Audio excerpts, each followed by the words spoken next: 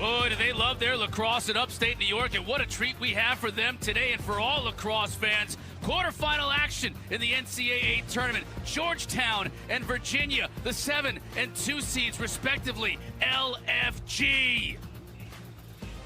Look at the brackets. We've gotten down to the final 8 teams. 2 games today, 2 games tomorrow. Virginia, Georgetown next. Duke, Michigan later today in Albany. Then tomorrow in Annapolis, Q and Anish. We'll have Penn State Army and Notre Dame Hopkins. Alongside Paul Carcaterra, I'm Chris Cotter. So glad you could join us today. You look at these 2 teams that we've got in this first game. Lars Tiffany and Virginia, national champions in 19 and national champions in 21. They're used to being here. For Georgetown, they've gotten here, but they haven't been able to get over the hump, have they? This is a huge moment for Kevin Warren and his staff and his players. They've lost 8 straight quarterfinal games dating back to 2001. And Cotter, the same team in the same round, Virginia, blew them out 2 years ago. But the difference with this Georgetown team, they have dudes this year. Yeah, they've got dudes, and one of them wears number 2. It's Tucker Dordevic. He's a Tewaaraton finalist, and we had him last week in their game against Yale, and he was dominant in that contest. He was electric. Dordevic's from Portland, Oregon. 63 goals. That's the most productive goal-scoring season in Hoya history. He is an absolute ball of muscle, and he can change direction on a dime, but his secret sauce, it's how two-handed he is. He can beat you with his left or his right, and he plays anywhere on the offensive set. He's a first-round draft pick for the PLL Whipsnakes, and boy, does he have game. Tucker transferred into Georgetown this year, so 1 year with the Hoyas. Virginia's got their own Tewaaraton finalist. He's been wearing orange and blue for a long time. He's big time as well, and the Virginia attack has the goods. And they lead the overall nation in goals per game. And Schellenberger is the undeniable quarterback of this unit. He's a Charlottesville native, number 2 nationally in assists per game. He's got x-ray vision, loves to look for Xander Dixon, who's just had the most prolific goal-scoring season in single history at Virginia. But it's not just Dixon. You got to deal with Cormier, the Canadian native. Ice in his veins, catches absolutely everything. He's a top 5 scorer in the country as well. These guys can everything. Cormier camps out on the crease. Dixon flashes to the crease. Both of them extremely effective. Look at their shooting percentages. When they catch those Schellenberger dimes, they bury them, and Virginia racks up goals. You saw these 2 coaches, Kevin Warren and Lars Tiffany, friends embracing at midfield before the game. As we mentioned too, Kark, Lars Tiffany knows what it's like to get to the quarterfinal round and to advance. For Kevin Warren, as you see Lars Tiffany, for Warren, it's a matter of he's been Big East champions now 5 years in a row. They've gotten to the quarterfinals, but they just can't get past it. Is this going to be the year? The thing with Lars Tiffany and the rest of the ACC, everyone says they have the athletes. But this Georgetown team, when they get off the bus, you look at them, and you realize they have the players as well. 4 players were drafted in the PLL. That is the most of any school in the country, so Warren has a loaded roster. All-Americans up and down the field, talent at every position, a lot of experience on both these teams, including at the face-off dot. Petey LaSalla and James Riley. The last time these 2 teams met 2 years ago, Riley was injured on the opening face-off. LaSalla wins it, and Virginia gets on the board first with Connor Schellenberger getting the back of the net. Petey brings the juice. Don't call him a Fogo. Face-off, get off. One of his best attributes is he's instant offense after he wins the clamp. No one in the history of the sport has taken more draws than 23 for the Cavaliers. And look at the acceleration, the vision, and the finish by Schellenberger.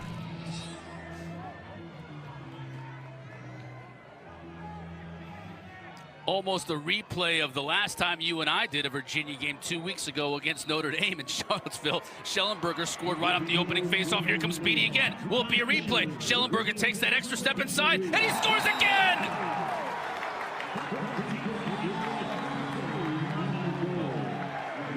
This is crazy, Cotter. Connor Schellenberger has been nicked up all season with a lower body injury. People doubting his game. Turn on the tape when he's healthy. NCAA tournament most outstanding player as a freshman in 2021.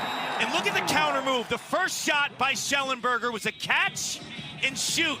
This time he plants his foot and gets the defense to bite one way, and it's the total counter. It's the opposite way he moved towards the ball from the first goal. That is a lacrosse player with tremendous IQ. This time he jumps the whistle a bit, face-off violation against Petey, so we'll get an opportunity to see Georgetown for the first time this afternoon, 6v6. And this is a potent Georgetown offense in the half-field set.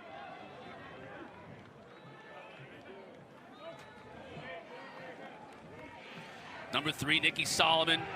ACC lacrosse fans will know that name. 4 years at North Carolina before transferring this year, part of that amazing transfer class that Kevin Warren brought in the offseason. Minnick is also a part of it. Takes her shots steered aside by Nunes. Our goalies today haven't even had a chance to introduce him. Matthew Nunes, who's had a great second half to the year after struggling for the first couple of months for Virginia, number 41 in net, the sophomore from the Woodlands, Texas. And then Danny Hinks is in goal for Georgetown. Solomon on the wing, see former attackman, gets an opportunity to work against Soliday, short stick D midi. Can he take advantage of that? High shot from Declan McDermott. One of the captains sails over the cross. Solomon's one of those players who's burst onto the scene this first year for Kevin Warren. Later than expected, but the timing's been great. 11 goals in his last 2 contests. Menikis does a wonderful job to avoid the crease. Comes back around to his right. That's the skill we're going to see in the PLL for years to come, and he puts the Hoyas on the board. He was drafted in the PLL by Andy Towers in the Chaos because of his acceleration, his burst. But also when you watch him on tape, it's his low-angle shooting ability. He makes that quick change of direction, but he's so good at scoring right after he gets above goal line extended right there. Defenders have such trouble dealing with that initial move by Menikis because he's shot out of a cannon. Menikis transferred in from Colgate, where he had 133 points in his years there. Petey not afraid to shoot, shoots it wide. This face-off matchup, if you asked anyone 3 weeks ago, they'd be like, wow, this is going to be a crazy battle.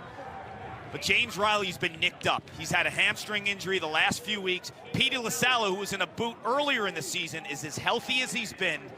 And when you think about the bright lights and the big game experience, there's not a player that's played this position that's played in more meaningful games, maybe ever, than Petey LaSalla. No question about it. See Danny Hinks' numbers there. He's also a transferred in from Dartmouth, where he had a lot of success in that for the Big Green. Cormier now. Swim dodge. Back to his left. It's where he wants to be, but can't get an open look. Now he gets it inside to Dixon. And the 2 inside Cavs work together to put Virginia back on top by 2. Everyone knows Peyton Cormier as a goal scorer. Double digits on the assist front in 2023. And he's also been a big Dodger when he's matched up against a short stick. It's the body, it's the strength and power that forces teams to slide to Cormier. And then he hits this guy, Xander Dixon. When you think about the body of work from a goal-scoring perspective with Dixon in this season, he's been incredible, Cotter. Single-season goal-scoring record for Virginia. I've said it before, I'll say it again, Clark. He just has the quickest hands of anybody I think I've seen in this game in a long time. Catch and shoot nuts. In a millisecond. It is nuts. And you think of the goal scorers who have come through Virginia. He broke Doug Knight's record, but the Michael Watsons and the Matt Wards and Chris Bocklitz. Nobody has ever scored more goals in a season than Xander Dixon.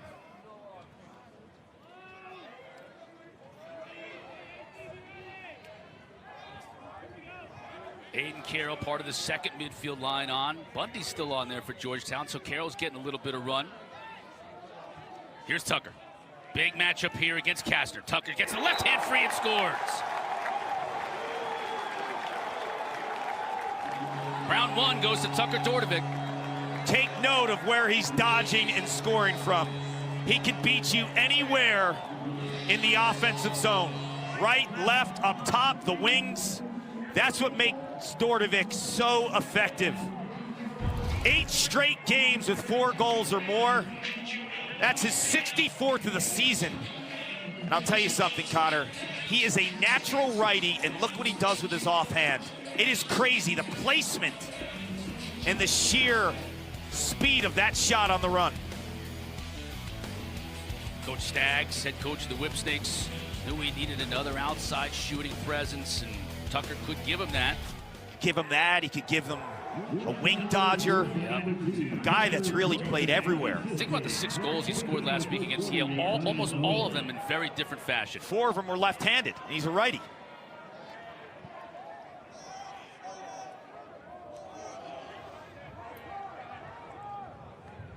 Do not blink watching this game. It is going to move extremely quickly, Kark, and there are going to be a million goals scored this afternoon here. There you have Petey LaSala. Stays on. Yeah, he faced up, but he stays on because of his ability to create offense. And when teams worry about him and shut him off, you could play 5-on-5. Well, here he is now trying to dodge. Are you kidding me? And it scores!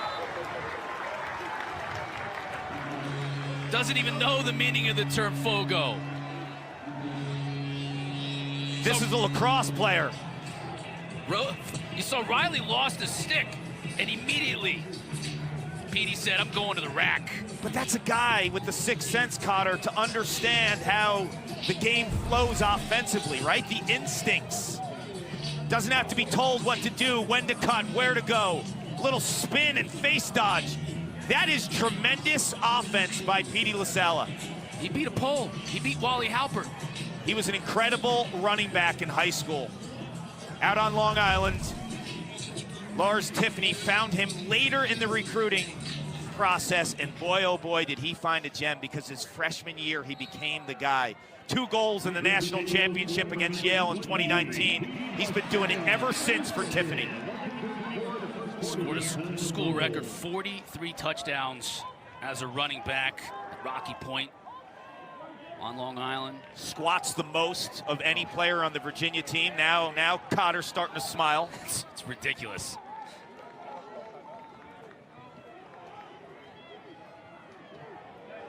His numbers speak for themselves, but also when you think about fourth quarter face-offs, overtime face-offs, when you have to have a big one, Schellenberger has all kinds of time and space.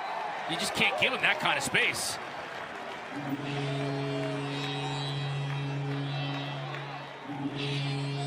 The book on Hinks, the Georgetown goalie. Shoot high to low. Have your stick high and change your levels low. He's a high arc goaltender. The high to low will beat you. Schellenberger scouting report, and he puts it to use. He's smiling with a hat trick already in this contest. I love all the noise about Schellenberger over the year. People saying, he's overrated, he's this, that. He wasn't healthy. He's healthy now, and he's put the rest of the lacrosse world on notice. Number 1 for the Cavaliers, known as a passer, crushing Georgetown as a scorer.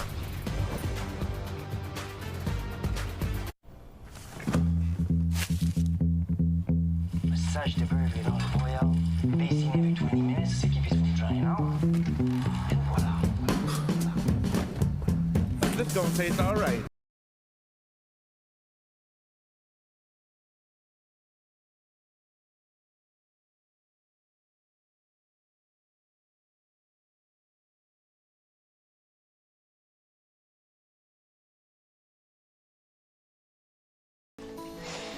Around here, we like to keep things simple and honest. Sure do. That's why at Progressive, we show you rates from other companies, even if they're lower than ours, so you can choose what's best. By Progressive. 20 you take. Chevy owners get a 50. Flashback to 2021 quarterfinals in Hempstead. Kark, you and I called this game. Before the game and pregame warm-ups, Georgetown coach Kevin Warren got hit with an errant shot, and then their face-off man, James Riley, who's here today, got injured in the opening face-off. He was gone for the rest of the day. It was all Wahoos after that. The wheels fell off the bus. Connor Schellenberger, 6 goals and 1 assist. Just a freshman in 2021. Cavaliers go on to win the national championship and rout Georgetown on the way. Kevin Warren, always Natalie attired. Always wants to make sure he's got the brim of the cap perfect. Flat brim, Jordan's on his feet. Wonder what Jordans he's wearing today. They told me he might have a little bit of rain today, so he's probably not breaking out the brand new ones. Tell you what, Virginia has been able to get to Hinks, the goaltender for Georgetown. 5 of 6 shooting in this first quarter. Riley looked like initially was going to win that faceoff, a much-needed faceoff for Georgetown. Now he has it.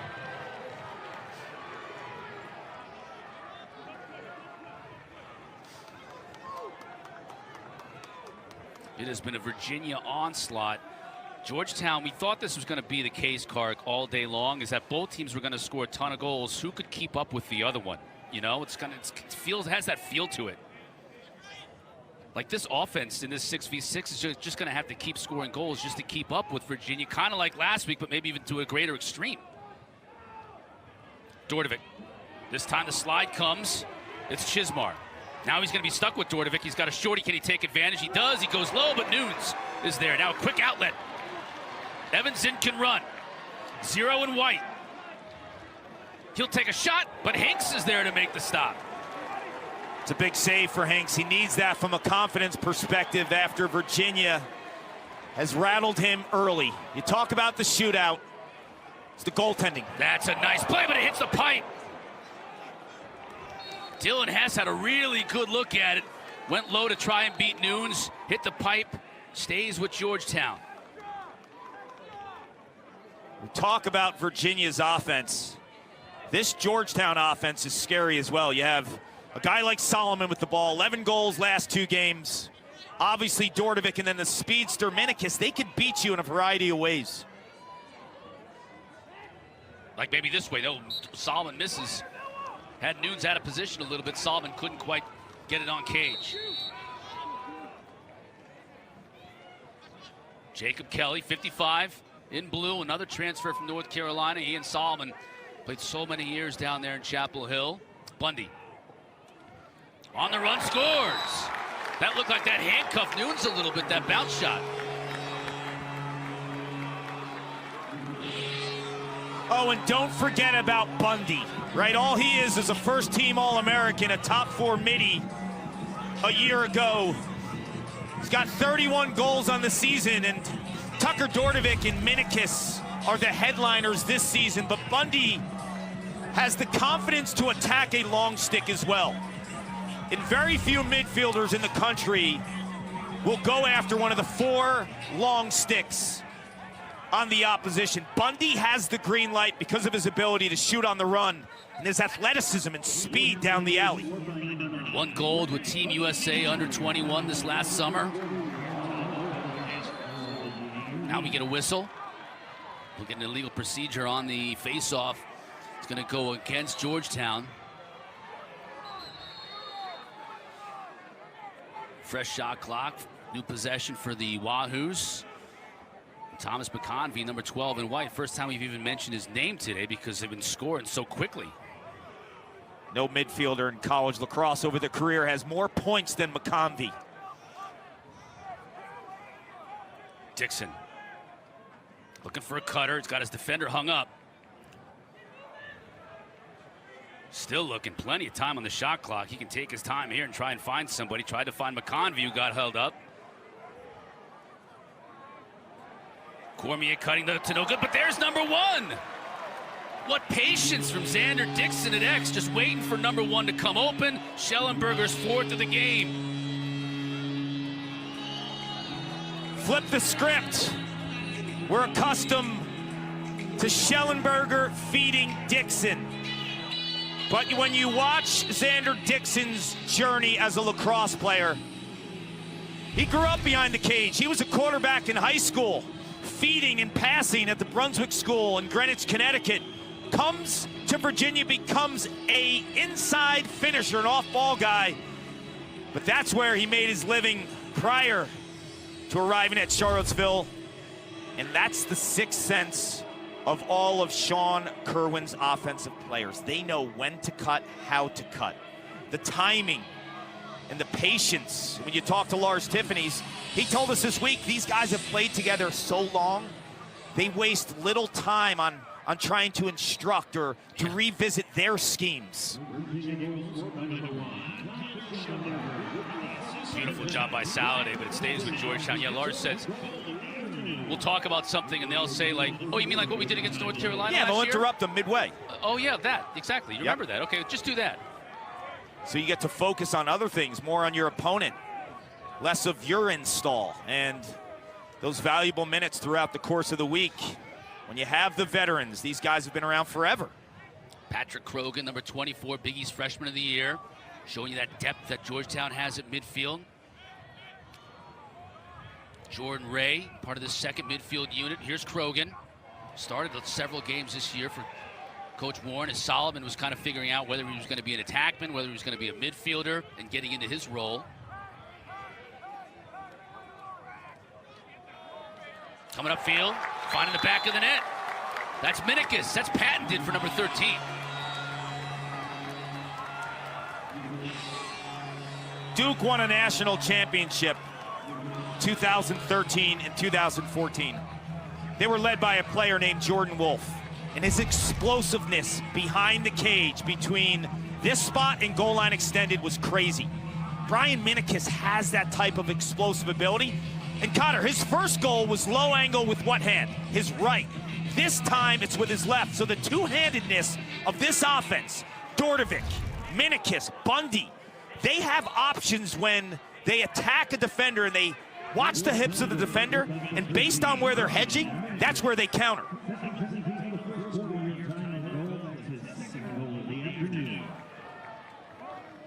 Petey wins another face-off.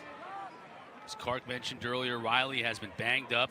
Lower body injury over the last couple of weeks. He soldiered on last week like a warrior in the rain at Georgetown, doing the same thing today against one of the greats, really, that we've seen in recent memory in Petey LaSalle. And that could be a bigger issue this week because LaSalle likes to stay on, so he can trap Riley and make him run more and more with the bum wheel. Schutz trying to get by Donaldson. Nice job getting the ball away from him. Georgetown on the run.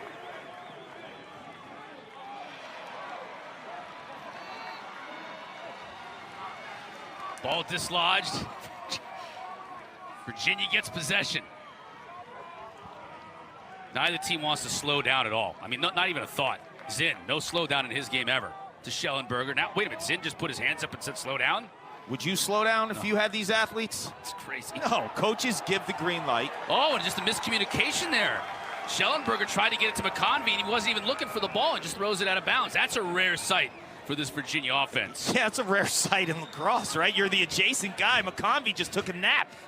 Lars can't believe it. Okay, hit the reset button.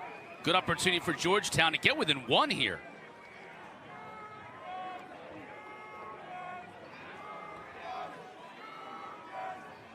Bundy down the alley, got his left hands free. Look at Nunes. Nunes so improved. Middle of the season, hit a tough patch between Maryland, Towson, Johns Hopkins games. Well under 50% in all.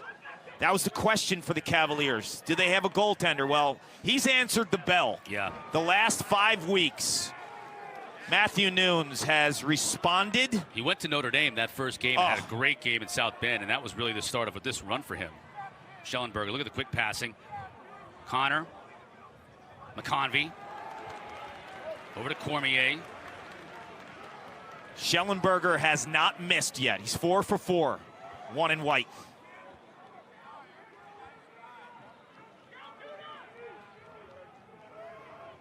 Dixon on the short stick, D-Mitty.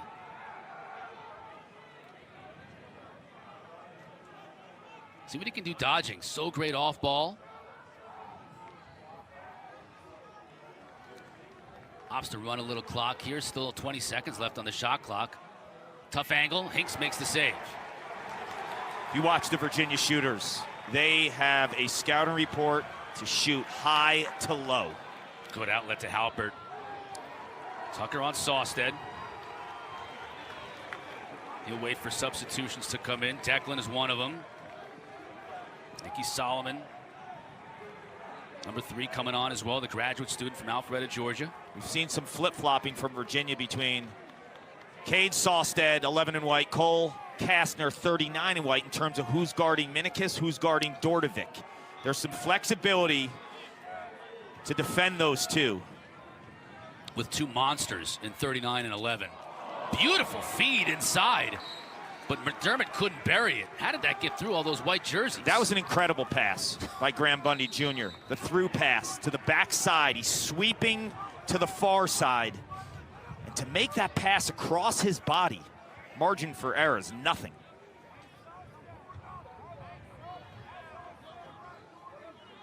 Minikis on Kastner. The length of 39 is really unprecedented. 6'7". In college lacrosse, great basketball player in the Bay Area, in San Francisco in high school. And you saw the length right there from Cade Sawstead, 6'5", and that's what these two do so well, Kastner and Sawstead. When you get in their body, they engulf you. And you saw what Sawstead did to Dordovic there. Once Dordovic got in the body, it was game over. If you're playing against one of those two, Sawstead or Kastner, you have to beat them in space, and that's what Minikis has done on both of his goals.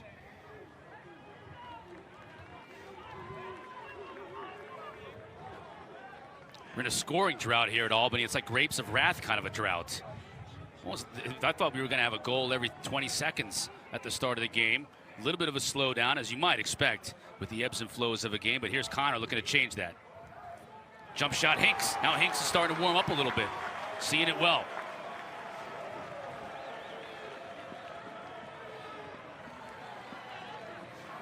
Kelly, a lot of room to run. Over to McDermott, and Solomon comes on.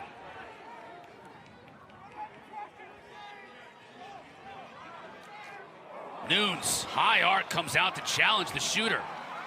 Minikis got dumped after taking the shot.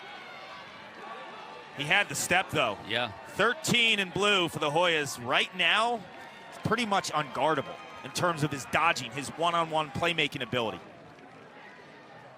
Soliday brings it into the offensive end for Virginia. Now McConvey will slow it up. Minikis gets the step. Nunes smart to kind of come out and meet that rather than sitting, because those last two times where he's low goal line extend, he kind of shot around Nunes. Xander, is he going to go one-handed? Nope. Back to his right, around the cage. Xander's playing with the ball in his cross a little bit in this first quarter. Inside, beautiful little feed. That was a beautiful play, and Cormier finishes it off. How did he get his defender off, Clark? I want to see this in replay. Here's the deal. We saw the flip of this combination earlier. Cormier was the dodger. Dixon was the finisher. The one thing that stands out to me above everything with Peyton Cormier is he never drops the ball. He catches absolutely everything, whether it's right up by his ear, down low across his body. Dixon sees the slide, pass it in to Mr. Automatic. Donaldson slid to Dixon, and all you need, it's just amazing how little room Cormier needs. Tiny little bit to catch and rake and beat Hinks. The advantage is back to 7 goals. Petey wards off Riley there. Soliday was able to pick it up, got hammered. Petey picks up the ground ball.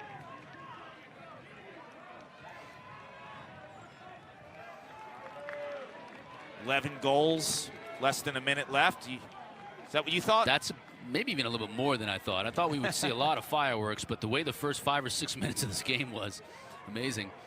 A lot of fun. First of 2 today. We've got 2 more tomorrow. Michigan and Duke coming up following this game today on ESPNU. This is a game, though, you just feel like 3 goals is nothing, right? Because of the firepower of these teams. Well, we just saw it. I mean, Georgetown got within 1 with possession. Now they're back down 3 again in the blink of an eye.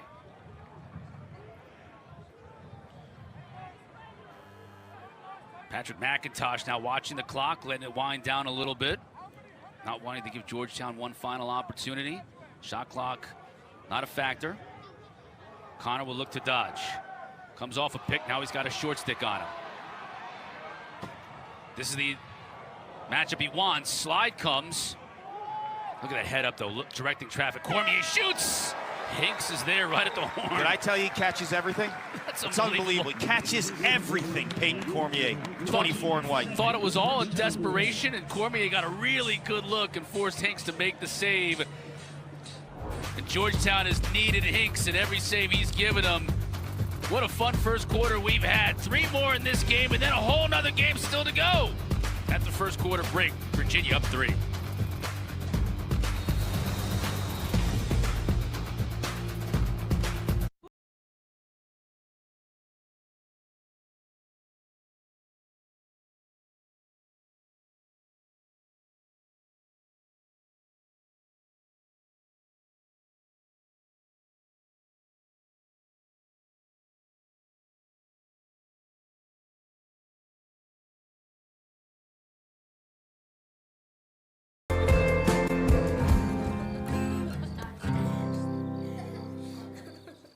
I'm gonna pull over and stretch my legs. I think he was supposed to keep left there. What is this place? The other side of the rest stop. Bundles as far as the eye can see. If you're looking for a first mate, I know a guy. Me, I'm the guy. Is this Oak? 4 types of jerky. This is where I live now. You could save a ton with Progressive by bundling your boat or RV with your home and auto. Hey guys, free bags! They're just giving them away. What if you could make analyzing a big bank's data no big deal? Go on. Well, what if you partner with IBM and Red Hat, use a hybrid cloud solution to connect data across multiple systems globally, then analyze all that data with Watson? Okay, but this needs to meet our Security standards? Yep. compliance standards. Mm-hmm. So they get the insights they need. Yep. In real time. Check. To make quick decisions. Check. And check. That's the hybrid cloud solution IBM and a global bank created. What will you create? IBM. Let's create. Boar's Head has harnessed the power of fire to unlock an intense new flavor. An expertly charred, flame-grilled masterpiece to take your senses to new heights. Because when Boar's Head lights a fire, we ignite an experience worth savoring. New Boar's Head Firesmith Flame-Grilled Chicken Breast. Flavor forged in flame. Available only at the deli and only from Boar's Head. Compromise.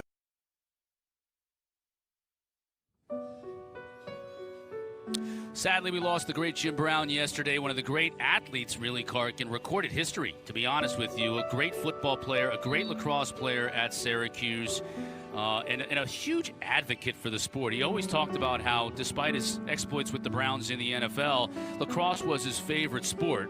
And he certainly was a fan of the sport all the way through the PLL and whatnot, and just a great man that we lost yesterday, and no one will ever forget him. U.S. Lacrosse Hall of Fame member. He was a teammate of my coach at Syracuse, Roy Simmons Jr., and the endless stories about Coach Simmons telling us what it was like to be a teammate of Jim Brown was amazing, and just a lover of the game of lacrosse when you think about it. I love the quote he said about the game. Lacrosse is the greatest sport invented by mankind. I was always happy to be one of the players who respected it and loved it.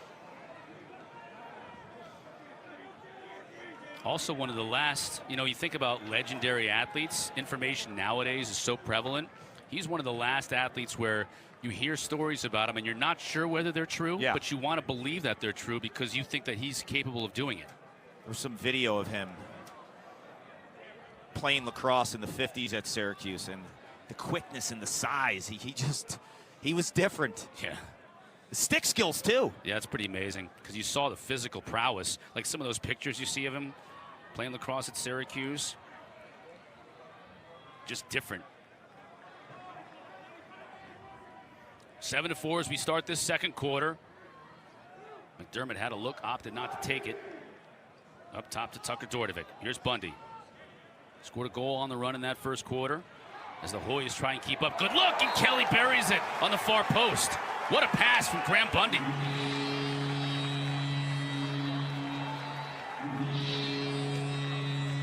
Stand up, Hoya Nation. Graham Bundy is dealing today. In the first quarter, we saw a ridiculous pass that wasn't converted by Declan McDermott. This time, he throws another through pass to the backside to Kelly. With pressure on him, losing his balance, head up, sees the double. That is an elite dish by one in blue.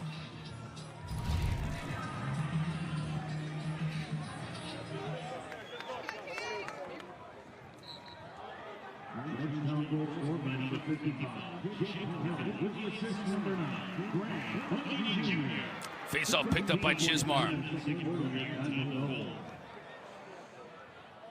Petey stays on. The extra pass hits off the crossbar. Do you see the awareness of LaSala, though? It's not like, oh, I just have to score every time I'm on the field. The passing to Schellenberger for the 2 goals. The pass to Cormier there. Like, he has an offensive player's mind. Just happens to be an incredible face-off specialist as well. Schutz scores! Well, that's got to light up the Virginia bench, and it's going to put a smile on Lars Tiffany's face. What did he say about Griffin Schutz when we asked him about him this week? Run by your man. Run by your man and stay north-south. And what that means is dodge towards the end line, not the sideline. Make it count. Go through the heart of the defense. And the switch back to the right hand there increases the angle and the placement on a righty goalie. Bam! And if Virginia already has Schellenberger, Cormier, and Dixon going, you do not want to get Schutz going because he is a streaky scorer. When he's feeling it, he cannot be stopped. Just ask the Hopkins Blue Jays. We did that game. Dominated them earlier this year. Best player on the field on a Tuesday in March in Baltimore. The upper body strength of Schutz. Like, if you see him, he looks like a middle linebacker for a Power 5 team. He's got the neck of the Hulk. Right, yeah. Here he is. Dodging on the short stick. See, now he's feeling it goes righty, but he can't get the shot off. This could be an opportunity for Georgetown to run, too. They've got numbers. McConvey trying to come back. Kelly will fake the shot. Extra look up top. What a move, and a goal! That was a great move by Wally Halpert. Get the defender off him, and then he's able to beat Nunes. This move is very similar to Schellenberger's second goal when he caught it on the point, and he planted his foot to get the defender to bite, and then roll away from the pressure to increase your angle.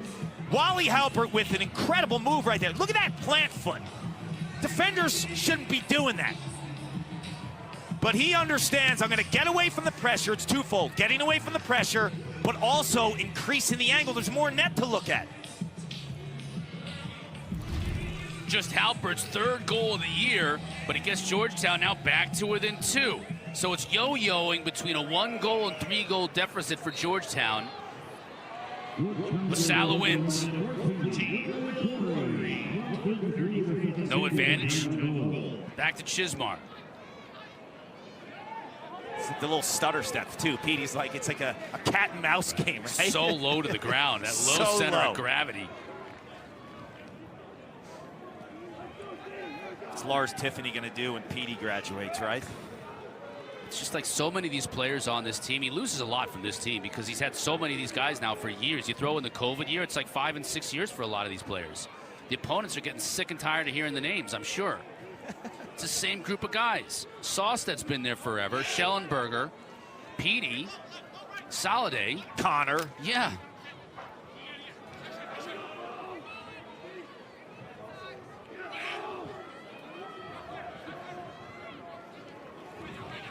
Here's McIntosh. McIntosh, who filled in admirably when Schellenberger was injured earlier on in the year. He was able to get a shot off. He scored a ton of goals in a couple of games playing attack, so he's got a nose for the net. There's only 1 or 2 ways you're going to score with a right hand losing your angle. It's the twister that he put on Hinks the last second. Takes the stick, the head of the stick across his face to increase his angle, or you could go BTB.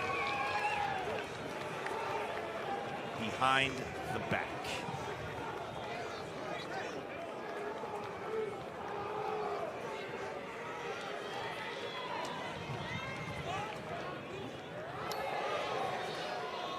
Carroll with the move. Minikis came out of the box on this possession. Tucker back to his left, but immediately Connor is there. Minikis on Kastner. Behind to Haley's. Great passer. Number 4. See, when Haley's in an attack, you can run Minikis out of the box. Tucker tried to do a little shovel shot one-handed. Never got through the traffic, but they get the turnover and get it right back. They'll get a fresh 80 here, so a big defensive possession for Virginia that they could be on the field for a long time. Minikis. Great catch by Haley. Only has 1 goal on the year, but he has a lot of passes, and Minikis tried to give him another assist, but Nunes was there. This offense belongs on this field. Kelly shoots it wide. Minikis is there to back it up. You take away LaSala's dominance thus far, right? Hinks struggling in the first quarter. This is a Georgetown team in the middle of the field, man for man on offense. They belong. Minikis got a step, shoots that one high. Haley backs it up, still 39 seconds to shoot. This is a long possession for Georgetown in this half. Lars wants to get a timeout with a dead ball. He didn't get it though. He wanted to give his players a little bit of a rest, and it's going to come back to haunt him. He's unhappy about it at midfield. The official wouldn't give him the timeout. You can't believe it. His team was gassed. He wanted to give him a rest, and Georgetown made him pay. He's asking why. The only time you can call a timeout defensively is on a dead ball. And he was out on the field trying to take a timeout to give his team a rest because he knows this offense can score in bunches. They tell him, take a seat. And Georgetown, with offensive players everywhere, can fill it up. TJ Haley, too, with the vision on that pass. We saw a couple passes on that possession from 4 and blue. 2 years ago, he actually, as a true freshman, led the nation in assists. He has 1 goal on the year, now 25 assists. That's what type of a player he is. Scrum at midfield. Loose ball violation, going to go against loose ball penalty, rather goes against Georgetown. You know, Hans Wittelsberger was the referee on that play, and I guess he was looking in the corner. He was thinking that the play was being put into play at the time, Kark, why he didn't grant the timeout.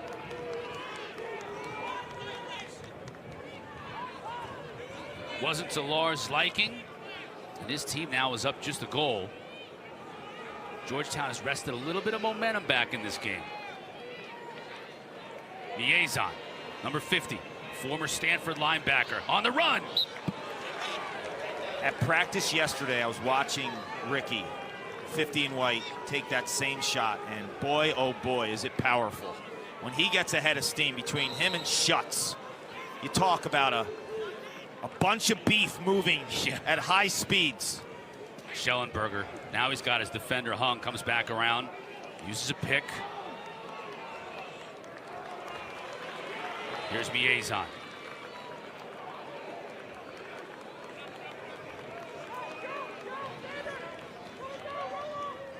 Schutz gets wrapped, but scores!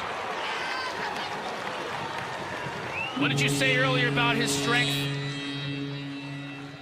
Got a neck like the Hulk, an upper body like Chris Cotter. It's a good thing he doesn't have a lower body like I do. That's Xander Dixon. Look at what he does to this wrap check. He absolutely eats it. Like, does not move off the line whatsoever. 230 pounds on an inside roll. That's a hold. Should be a penalty. Swats it like the defense is a fly. Griffin Schutz, you're seeing in this second quarter some confidence, right? You saw the one-on-one earlier from up top, this time from behind, and he's comfortable there too. Lars Tiffany has toyed with him as an attackman in the offseason, the early stages of this spring as well.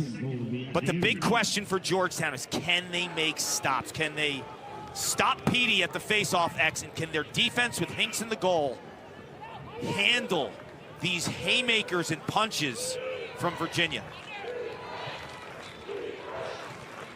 McConvey. Behind the net to Xander. Up top to Connor.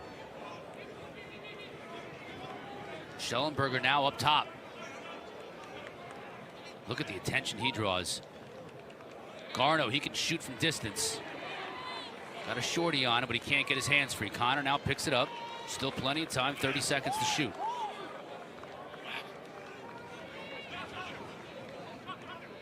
Freshman Charlie McGurran covering him. Number 33 in blue. Pass goes awry. Garno loses it, picks it up, loses it again. Now he's got it, but he's in a little bit of trouble. It's 15 to shoot. Garno gets free in front, dives in the crease. That'll be a turnover. That was a desperation move by 33. You know, Cotter, you were talking about the experience of Virginia offensively. The 6 players out there on that last possession, 5 are fifth-year seniors. The other one is Connor Schellenberger, who is a fourth-year junior. You talk about the experience of this group. Turnover. Here comes Xander. Look out here. Didn't have the combo he liked, but solid able to shoot and forces Hinks to make the save. Ball sails high out of the stadium here in Albany. What does experience do in a play like that? Xander Dixon knows, I might have a seam here to push in transition. Georgetown collapses, he pulls out, and he finds a trailer in Soliday who hits the crossbar. We have an offensive explosion in New York's capital. Don't go anywhere. Around here, we like to keep things simple and honest. Sure do. That's why at Progressive, we show you rates from other companies, even if they're lower than ours, so you can choose what's best for your family. Comparing rates used to be a hard day's work, but not with AutoQuote Explorer. You need help again? No. So join us and taste why Progressive is the name people trust. Sorry, are we talking about apples now or insurance? Why is that funny? Who says you can't get everything you want? Like going for bold without going broke. And staying true to your taste while staying on budget. Who says rising costs means lowering the bar? Settling? No need. Get the brands you want, the prices you want, whenever you want. TJ Maxx, where you can always afford to be you to the max. Oh, what's this? The Sofia Vergara collection at America's Best?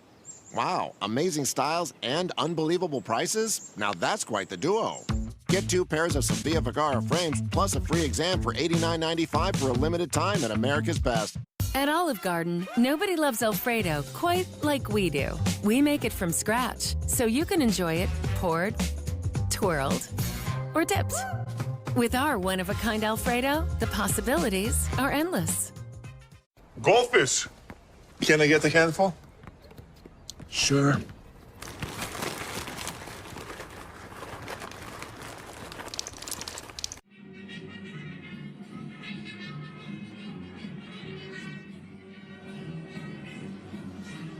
Yeah, we are neck deep in the first of 4 games this weekend, quarterfinal action in the men's tournament. Got Duke and Michigan coming up at 2:30 following us today on ESPNU. Then tomorrow, Anish and Q there in Annapolis. Penn State Army at noon. Notre Dame Hopkins at 2:30. Hope Quint makes the game on time. He's probably at Preakness right now. He does love the ponies. NCAA men's lacrosse coverage continues as we saw tomorrow. Got those 2 quarterfinals action.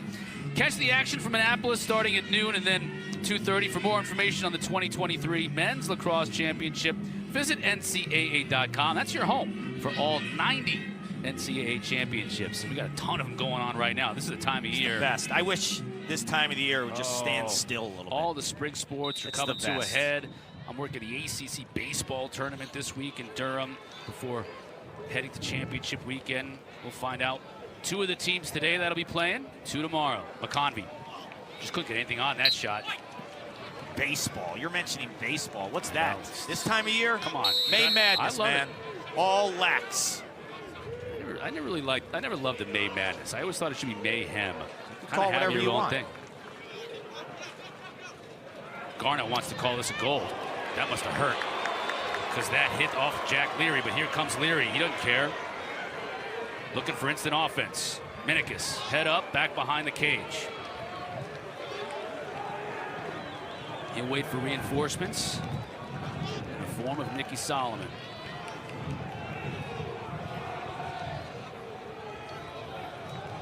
Solomon's a lacrosse player that came out of baseball and football crazed Georgia.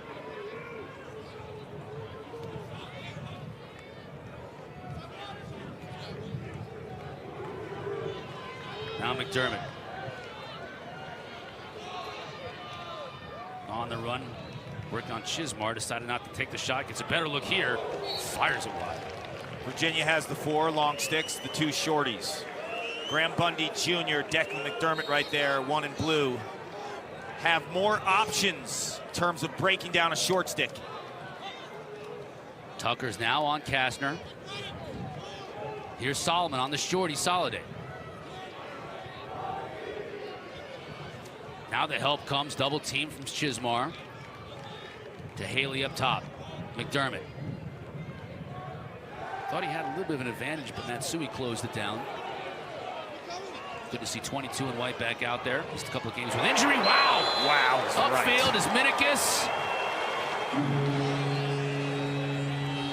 Like I said in the last goal, that's patented. That's his move. It's his move. But this shot is next level, and I'll tell you why. Normally, when you're coming up the hashes and you're getting above goal line extended with your left hand, you're going to shoot to the opposite pipe.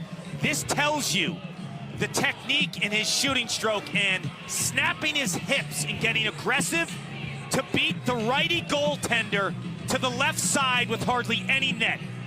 That is ridiculous. When your hips pop like that, you get the full rotation, the full torque. You could spray it. Wiley. He may take a shot, can't get it off. Kastner was able to dislodge the ball from him, banging down low.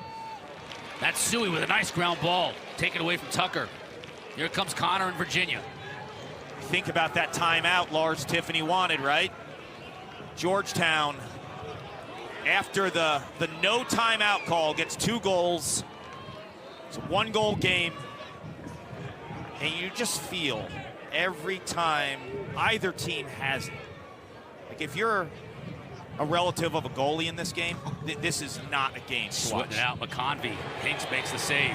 Hinks got off to a slow start. Didn't make a save until it was 5-0. He's been great since then. He's only allowed 3 since then with the 5 saves, so he's finding his groove. We saw that last week against Yale too, right? Slow start, caught his breath, and Kevin Warren stuck with him.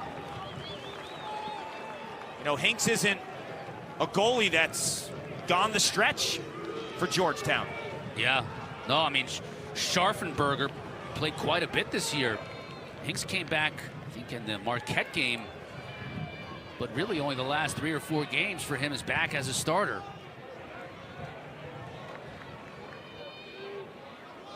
Minikis, quick pass to the far side.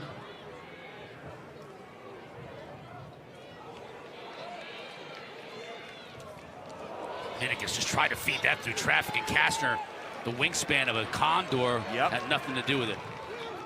We talk about my body language in the booth, right? What am I doing right there?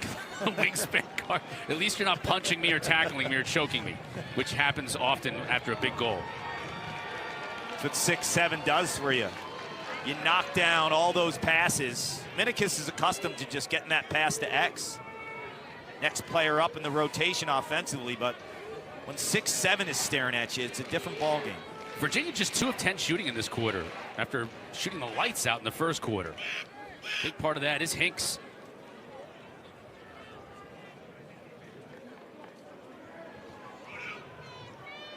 McConvey.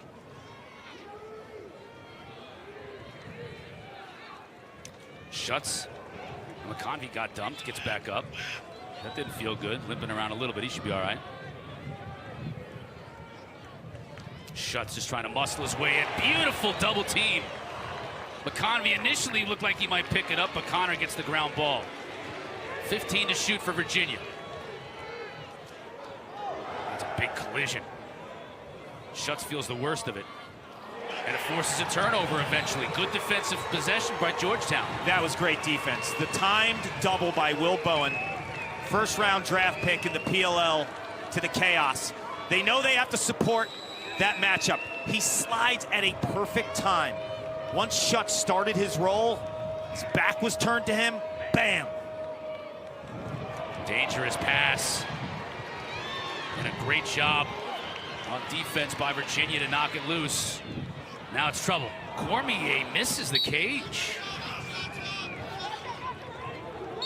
Stays with Virginia. Schellenberger is there to back it up. Still dangerous time here for Georgetown, and Cormier can't handle the pass. That never happens. Never happens. You just mentioned it. He catches everything. Maybe it was too easy. Sometimes as a shooter, when you're that open, you think about where you need to place the ball before you catch it.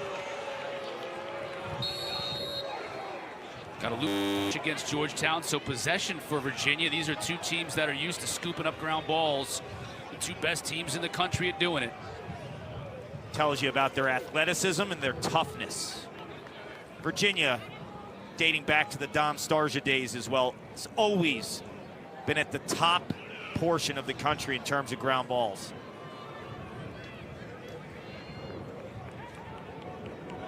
Got about a 15-second differential in shot clock and game clock.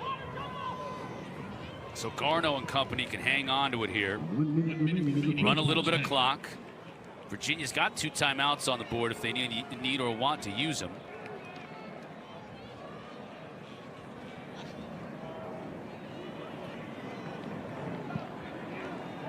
Now Garno will go. Uses a pick. Gets it to Schellenberger, who's got a short stick D-midi on him now. This is a matchup Virginia likes. Time to go, too, with the shot clock. Now they switch out. Dixon has a great catch, but he had no angle to take a shot. Try to get it to Schellenberger. Inside of Garno scores!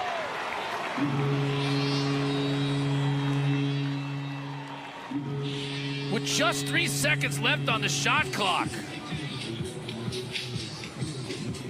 This is beautiful time management by Connor Schellenberger. My good friend at ESPN and 12-year NFL quarterback, Dan Orlovsky, always breaks down quarterbacks and their instincts and clock awareness. That's exactly what Connor Schellenberger has. He knows there's 5 seconds left on the shot clock. When you get the ground ball, you have to find the cutter. Instantly, he scoops, his head's up, the awareness and the IQ of Connor Schellenberger, who's been the story of this first half. Big face-off. Petey, what a nice job to give his player an opportunity to pick up the ground ball, but he can't do it as Bauer is unable to pick up the ground ball. So here's a great opportunity for Georgetown with 12.7 left to go. No timeouts left. Bundy's going to have to make something happen. Looking to dodge Bauer. Back to his right, time winding down. Good pass and a score! With 1 second left to go! It's Solomon on the far post. What a huge momentum goal for Georgetown with just 0.7 left. Cotter, it would only be fitting if Virginia threw an uppercut and Georgetown answered. That's been the story of this first half. Clock is winding down. Solomon's been Johnny on the spot the last 2 weeks. 11 goals in his last 2 games coming into today. And when you are a shooter and you have that kind of confidence, catch, locate the goalie, change the level, turn, and rake. And that'll do it. How about that first half, everybody? That's a lot of fun. Catch your breath. Go to the kitchen, grab yourself a hoagie, a grinder. What do they call it in Yorktown? Do they call it a wedge? Grab yourself a wedge, come back. We got some pretty cool stuff coming up at the half, though. We'll preview Sunday's games. We'll look ahead to Michigan and Duke. First half highlights of our game as well. It's all coming up, so don't go anywhere. And we certainly have a huge second half of lacrosse here from Albany, as Coach Warren got a huge goal from Nicky Solomon just as the clock was winding down to get the Hoyas to within 1 goal. Virginia leads by 1 at the half.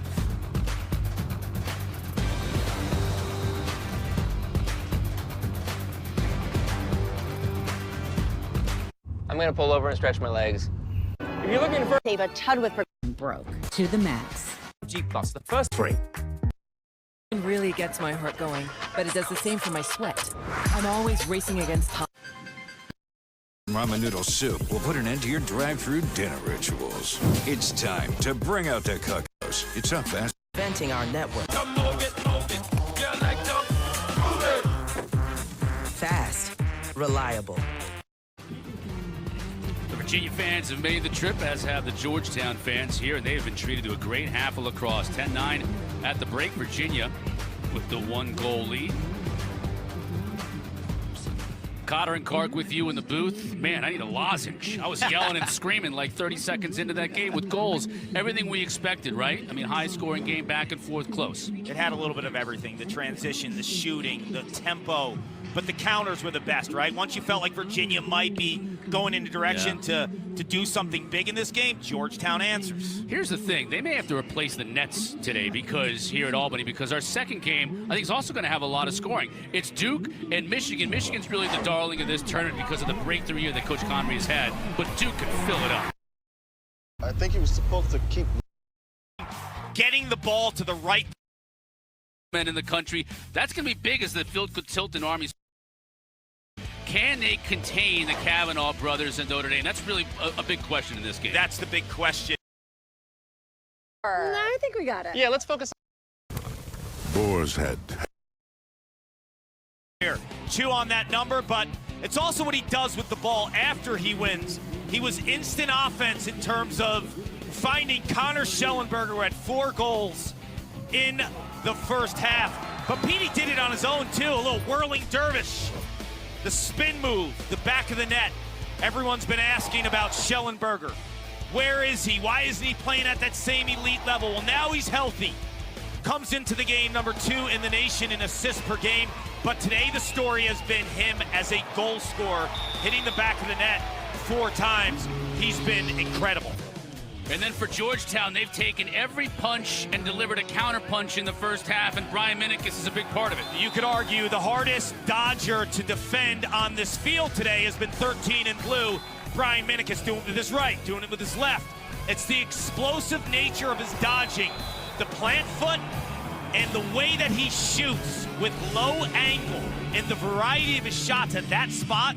Spectacular. Interestingly enough, Tucker Dordevic, who we talk about at length and for good reason, was only 1 for 3 shooting in that first half. With all the goals and all the offensive explosion, it wasn't Dordevic that was really on the scoring end for Georgetown. He's going to be a volume shooter in this second half, but if you are Georgetown and Kevin Warren and his staff, John Hogan, the offensive coordinator, you have 9 goals, you're finding your spots. The biggest question is, can you handle this guy right here, Petey LaSala?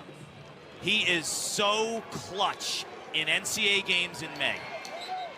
And Warren is going with Riley, who's banged up, who won that face-off, and he wins it out front. He'll take a shot with his left and try to get Georgetown to even things up right in the first few seconds of the second half. It almost looked like when Riley won the face-off, he didn't know which way to go. Correct. Right? He was like, am I going in the right direction? Oh, yeah, there's a goalie in an orange helmet over there. I got to run to that guy. But we haven't seen Carson Milburn, the backup face-off man, at all for Georgetown.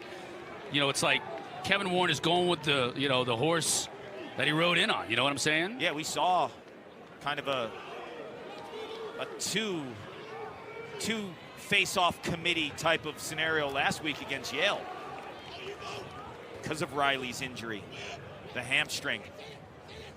An extra week seems to have done Riley a world of good. He's definitely running and moving a lot better than he was last week, so that's great news for Georgetown here down the stretch. Virginia leads by a goal, early going here in the second half. Connor, good catch. Now that time Cormier was able to go down and make a great catch on that tough pass. Maybe you're right, maybe it was too easy in the first half when he had that stretch where he was a little discombobulated. Here's Cormier now on the shorty, got it back to McConvey. Johnny on the spot, look at that, but Tinks goes down and makes the save. Dixon was right where he always is, picking up the loose change, but how about Hinks? Dixon's going to want that one back because they were effective when their sticks were high and shooting low. This time, Dixon shoots low to low on Hinks. Hinks is able to read it the entire time, but we've seen a different Hinks after that flurry and those haymakers he was soaking in the first quarter. Poised with a chance to tie. Bundy on the run. Zinn is there. Prevents him from getting his hands free, so we go back behind the cage. Minikis. McDermott back to his right, shoots wide. Tough angle. Lars Tiffany at half. Height and awareness on 13 in blue. What does Minikis need to do then? To have the answer, become a passer in the second half, and he can do that. He can thread the ball. Tucker on Sawstead. Dordvek up top. Now here's Bundy. Down the alley. Got a nice pick, and he got his hands free, and the left, though, fired it too wide. Minikis is there to back it up. 15 seconds to shoot. There are a lot of Dodgers on this Georgetown offense that deserve and warrant support. Minikis is going to have to get something going. He does!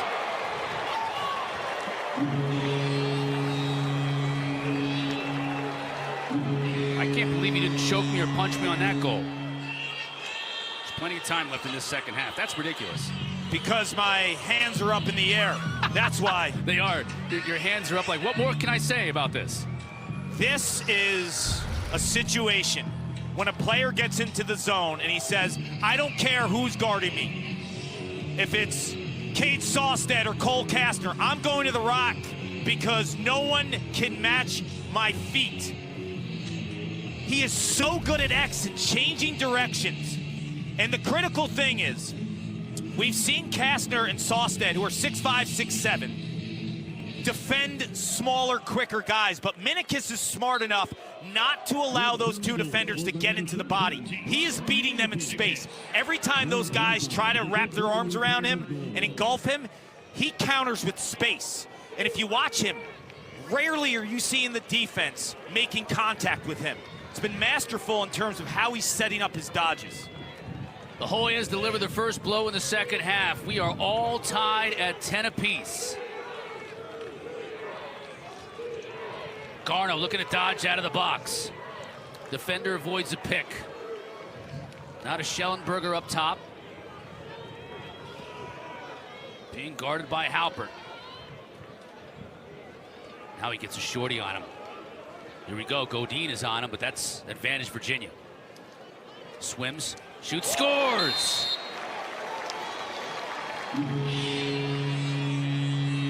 Wow. Fifth of the day. Has a short stick on him. He gets that short stick through the all awareness in the picking game. And Schellenberger is a righty. And Georgetown does not support this matchup quick enough. You have to be going right away when he's on a shorty.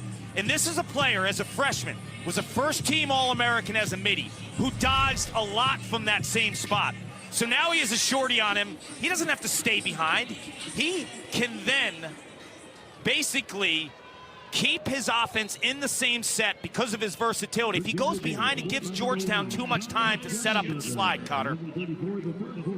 Virginia retakes the lead, and Petey continues to own the battle at the faceoff dot. Sal subs off. Here comes Connor. Xander Dixon's got his man hung up. As wholesale substitutions for Virginia brings McConvey in. And Garno inside to Schellenberger. Can't beat Hinks. Big battle for the ball in front of the crease. Hess comes out of there with it.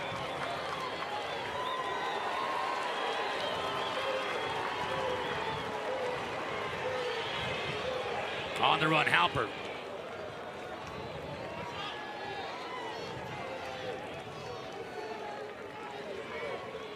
Now Bundy checks in for Halpert, and will slow things down. Wait for Solomon and company, including Aiden Carroll, to come on. Bundy beats his man. Up top to Minikis. Now here's Aiden Carroll. Checked by Evan Zinn. Not going to run by him. Solomon back to Carroll. Now inverted at X. Solomon fires, deflects off the defender, and that's going to hurt. You know what's going to be critical in this second half for both teams? Because of how many playmakers and dodgers both teams have, time slides are going to be critical. When you support defensively. You saw Will Bowen in the second quarter with an incredible slide. Those are the type of off-ball scenarios defensively that you're going to have to answer with today. You saw Tucker Dordevic being checked by Cade Sawstead. Solomon gets a good look here and a high shot. Beats Nunes. Just below the crossbar. Perfectly placed cart.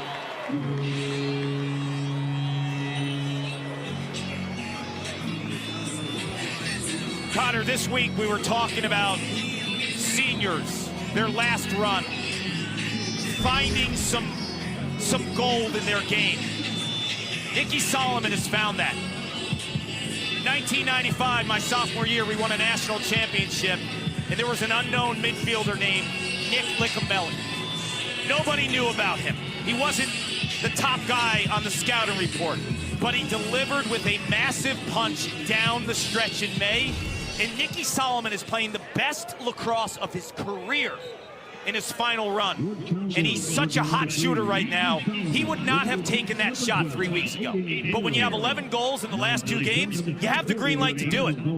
Petey has the green light, wins another faceoff, carries the ball into the restraining box. Passes it off to Xander Dixon, and Petey will retreat.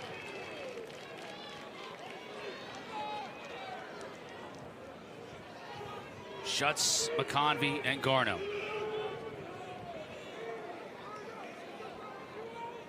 Garno on the run, shoots.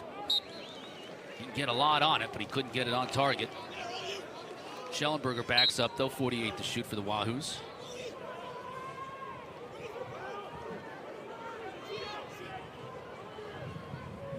Schellenberger on Will Bowen. 99 in blue, the All-American. McConvey couldn't get underneath the defender. Inside, that shuts. Or check it, Cormier. That's perfect.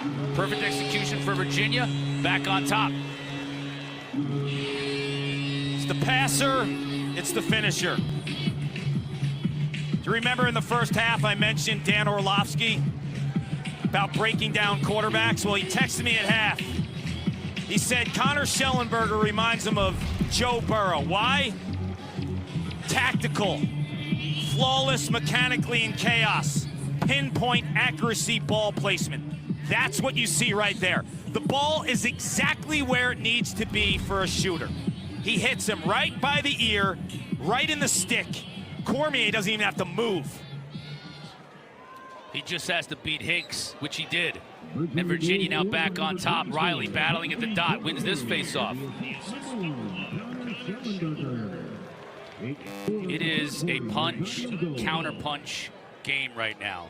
Within 1 goal for quite some time, since the end of that first half. Scoring to slow down a little bit. It looked like we were going to be in the early 20s.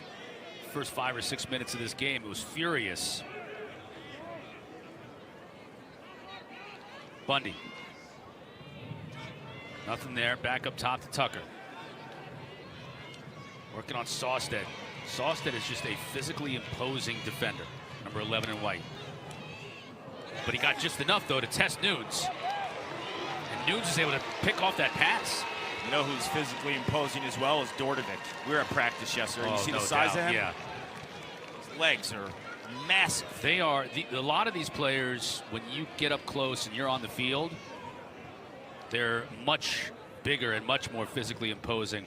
The place to watch a college lacrosse game at this level is in the box. I mean, if you were right by the box and players are running on and off the field, it's crazy, the athleticism. Cormier initially drops it, picks it back up. Zinn. Oh, he thought about taking that shot, didn't he? He wanted it. Instead, gets it to an offensive player in Xander Dixon. Virginia reset of sorts here. Schutz comes in. 36 seconds to shoot. Full head of steam and beautiful job defensively again. That's the second time we've seen that. James Donaldson on the pick. Here comes Bowen. Looking for help. Finds it in the form of Hess. Back to Bowen.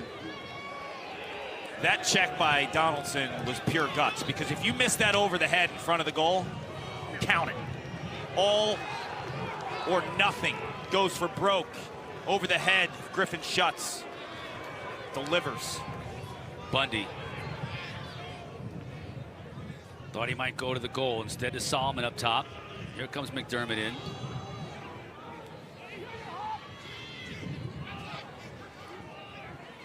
Minikis, just so dangerous when he gets on the run. Bundy got his left free, shoots. Noon steers it aside. Big ground ball, goal line extended. 3-on-3. Still on the ground, picked up by Virginia. Sawstead. The two best ground ball teams in the nation battling it out. Who's got the guts to come up with it? This time it's Virginia. Under 6 minutes to play in a fast-moving third quarter. Don't forget, we've got Duke and Michigan coming up following our game. About 30 minutes after the end of our game, they'll face it off.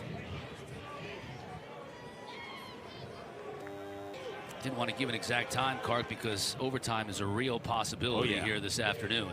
Garno, good look inside. He spins and scores! McIntosh!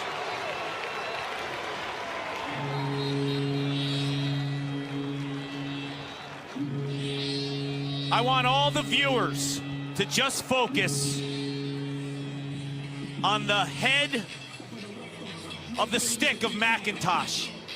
18 in white, does an incredible job with some fakes, putting that stick across his face to get it past Hanks. That is incredible stick work.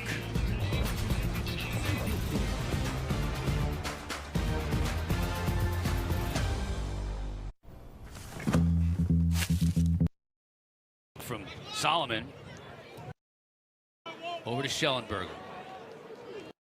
Can he pick up a ground ball? It's right near the end line. Now, PLL. All the way through. Can't save you from becoming your parents, but we can save you money when you bundle home and auto with us. Okay, that was terrible. Okay, let's hang back. We're going to try that again. The BetterHelp platform brings counseling to people and brings me to people where they are. And sessions where And the fastest game on toothpaste is underway. Between the legs!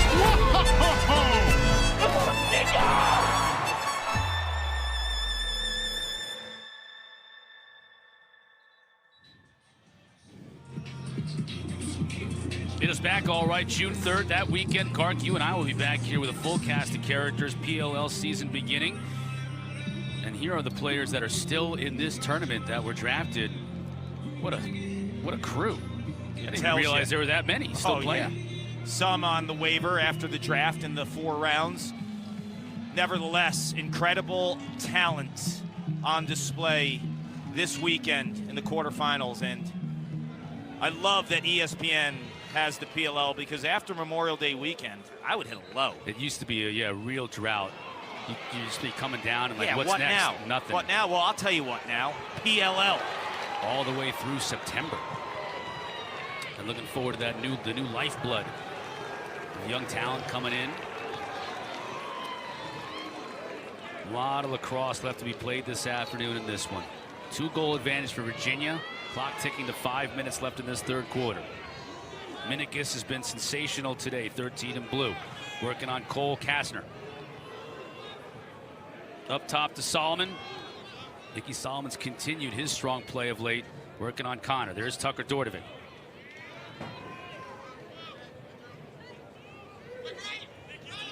Solomon takes it back around to the near side, where Bundy will look to attack. Nothing there. Picked off by Castro. Look at the reach. Can he pick up a ground ball? It's right near the end line. Now it goes out of bounds, and it will be Virginia's ball.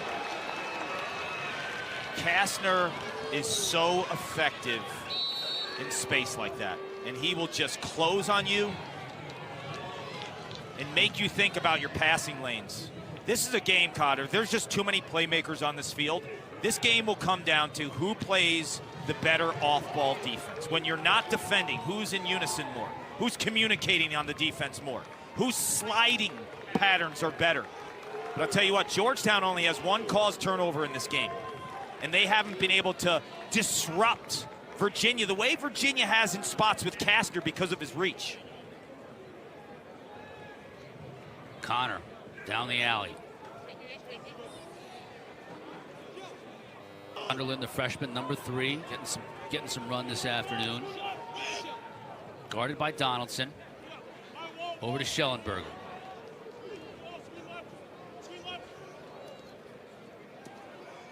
Alpert comes around the pick.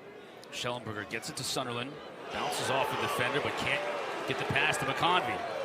There's your second caused turnover. On a flip, you want to be gentle, right? Sunderland was very aggressive with that flip. He felt the pressure and he just threw the ball too high. Just a flick of the wrists to give it to your teammate. Bowen's got it cleared, and he does.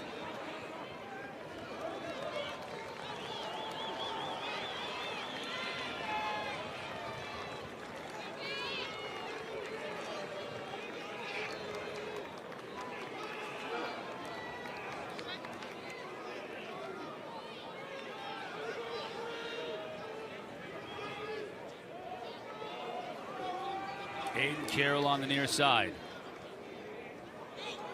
Uses that pick from Solomon to temporarily get free. Haley's in the game. Dordovic.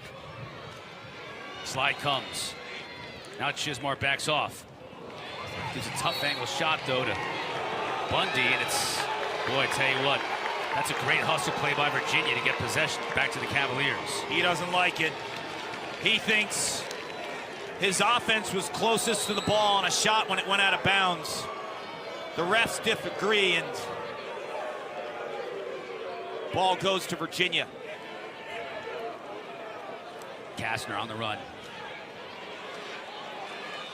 Got to get it past midfield at the 60-second mark of the shot clock, and they do with Xander Dixon. Slim Reaper on the run. Beautiful look to McConvey. Can't beat Hinks. It was a beautiful stop by Hinks. Yes.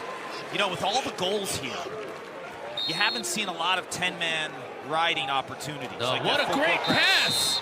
Clark. I mean, talk about quick starts.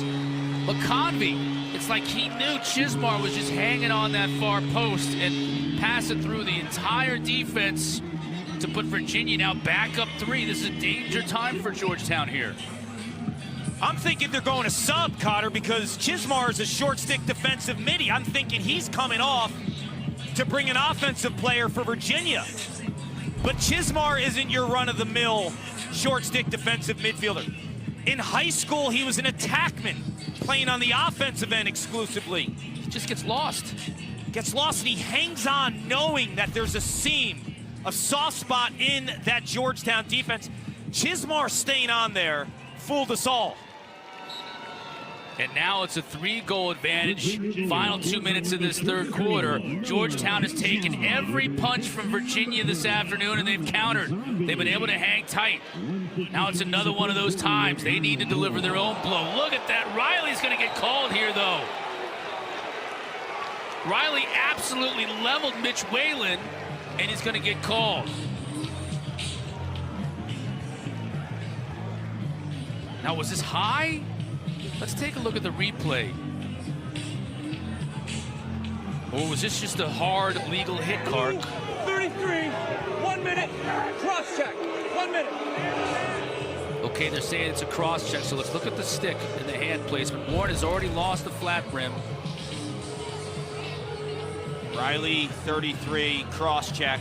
Yeah, he extended the arms. He's lucky he didn't get more, right? Because you can go to 2 and 3 minutes depending on how excessive it is. He gets the 1 minute standard. That's clearly a cross check. Hands are separated. He gets him high in the neck area. It's a no-brainer. Here's the deal. This is the first penalty of the game. And you're looking at 2 extra man units that are high profile in their scheme and their players. Virginia's number 5 in the nation in the extra man because they have the shooters, the passers, and the inside-outside combo. You go inside with Dixon and Cormier, outside with Garneau and McConvey, and obviously Schellenberger just makes it all happen. Big moment in this game here. Warren is an emotional guy, and he's showing a lot of that emotion right now on the sideline. Will his team feed off of that? That's almost impossible to stop. We've talked about Garno. He's got a howitzer, and when he lets it fly and puts it on target, that's tough to defend. When you have an outside shooter like that, and you have inside guys that are top 5 scorers in the country, it's just a matter of can he hit the back of the net. He was one of the 2 guys from the outside I mentioned, along with Thomas McConvey. Peter Garno is an exceptional golfer with aggressive hips and follow through. You can see the correlation in terms of how he snaps the wrists, and that ball's flying. When he's hitting the cage from the outside, this offense, essentially, Cotter, is unguardable. He's like the missing piece oftentimes because he can stretch. It's like Steph Curry hitting threes, and you have all these inside guys. Petey won the clamp, but pushed it too far forward, so Bowen was able to get possession for Georgetown. Inside a minute here. Boys could really use a goal. They got one in the final second in the first half to bring a lot of momentum with them into the break and carried into the second half where they tied the game early on in the third quarter. They need another goal just like that here.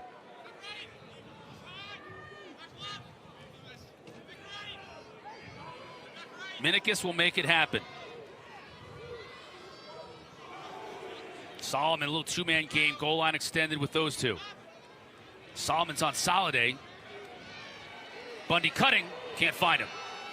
Big ground ball, picked up by Soliday. Back to Nunes, just 4 seconds left. Virginia will be more than happy to just let it fly and listen for the horn.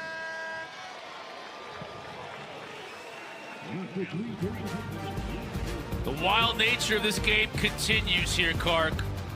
Georgetown tied it up early in this quarter. Then Virginia went on a run late. Heading into the final stanza, Wahoos lead by 4.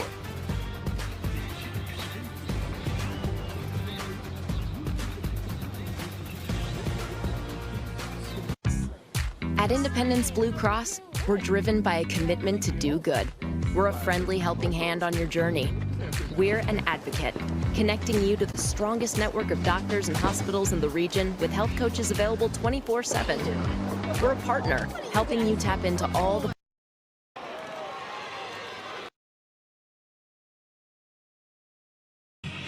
penalty that was called against his team that led to a man-up goal. Think about the last 3 times these two teams have played, Kark.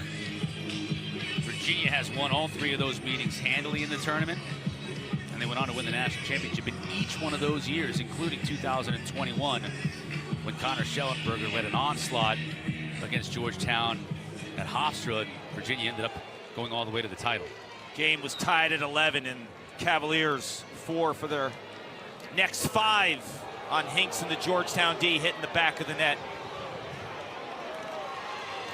Battle for that face-off. Won by Virginia and Scott Bauer. Chismar.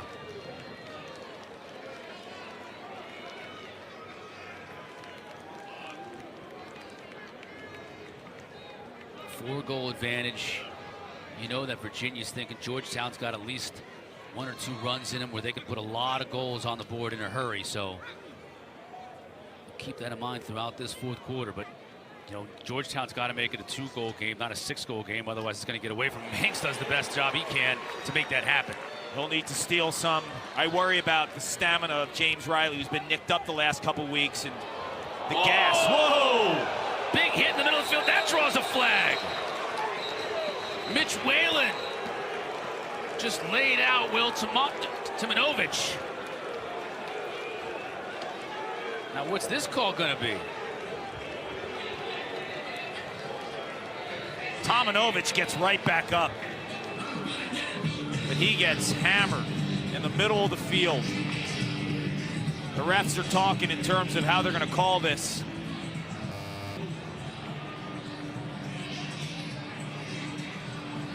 The timing of the hit looked okay real time. It's just the location of the hit. Right, 43, contact the head, 2 minutes, locked in. Contact to the head. That's 2 minutes unreleasable. This is a huge call in this game. Take a look. Yeah, that's head to head. That's a good call. You know, he thrusts with his shoulder after, but it looked like the initial contact was head-to-head. And that penalty can go as deep as 3 minutes, depending on how excessive it is. This is a Georgetown extra man unit that spins the ball. Number 2 in the nation at 60%.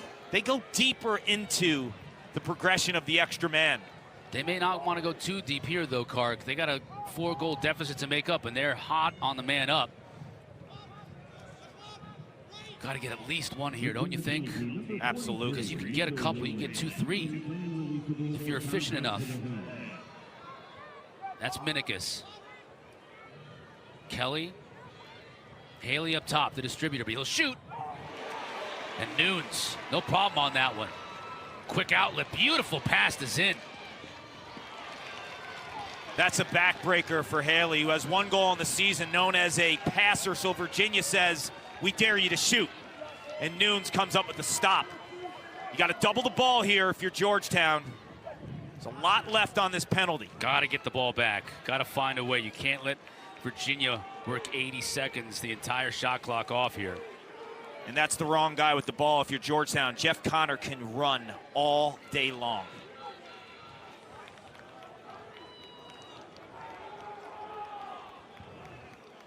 And Kevin Warren and his staff are just watching this unreleasable penalty just wind down. Why not double the ball here? I don't get it.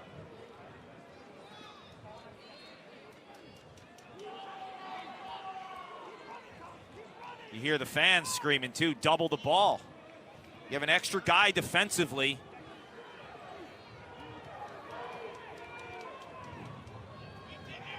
Instead, it's McConvey just running out the clock. Now the double comes. Way too late. McConvey looks for a cutter. Dixon, Hinks makes the save. Huge ground ball. Georgetown comes out of there with it. All even. 6-on-6 now. And the difference in this game has been Virginia's ability to create some turnovers. They're beating Georgetown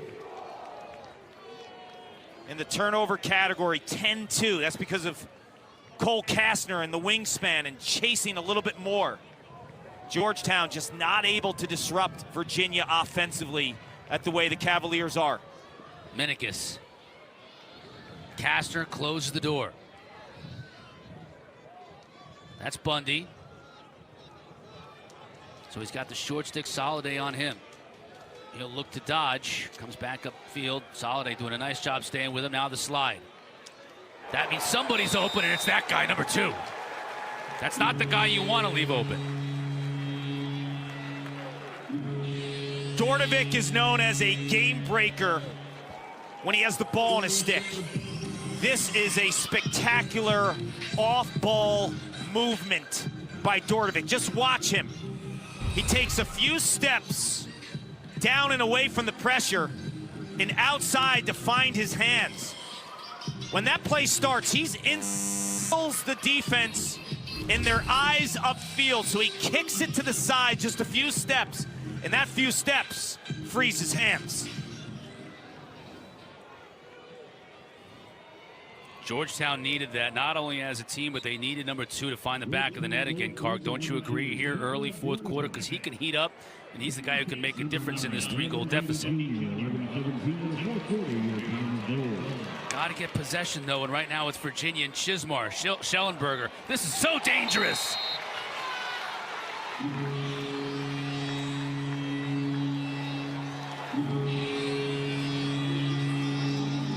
When Kevin Warren has lacrosse nightmares, that guy right there is at the center of all of them. 12 goals in 2 games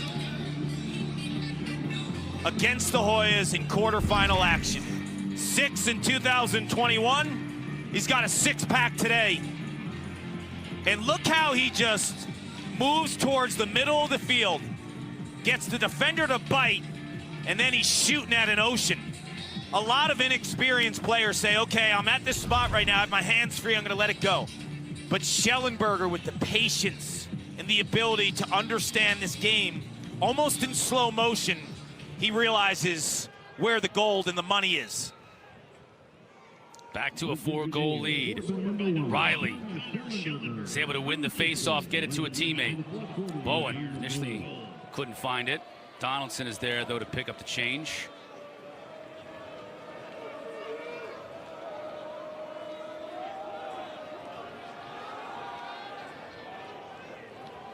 Bowen strides from that big man. Great pass. Can't finish right on the doorstep. That's why Jack Leary is a short stick D midi. The midfielder.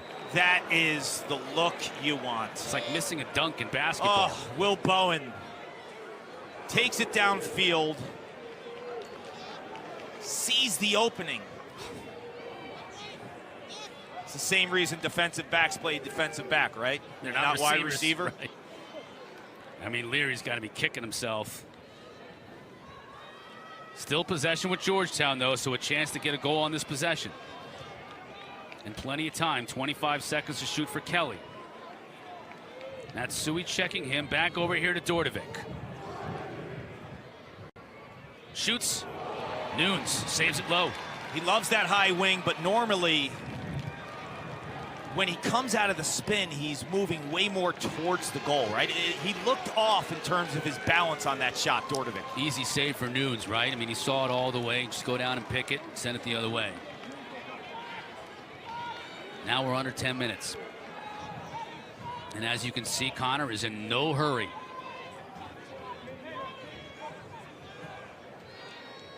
You were talking all week about this guy on the GPS, right? The stamina must be unbelievable with number 4. There are times when I'll look up and he'll be on the field 5-6 minutes of play and hasn't left the field yet. Plays on offense, plays on defense, D to O.